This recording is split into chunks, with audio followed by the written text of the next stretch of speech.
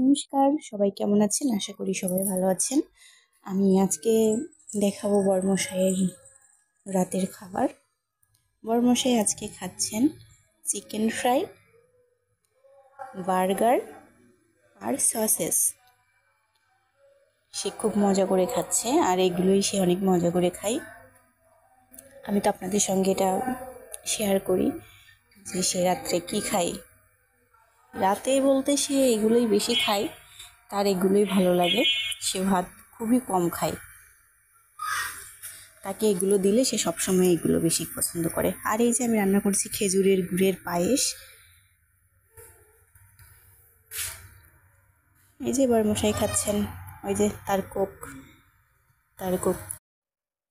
বাড়িতে যখন গ্যাস না থাকে তখন এভাবে কে কে বেগুন, টমেটো, রসুন এগুলো পুড়িয়ে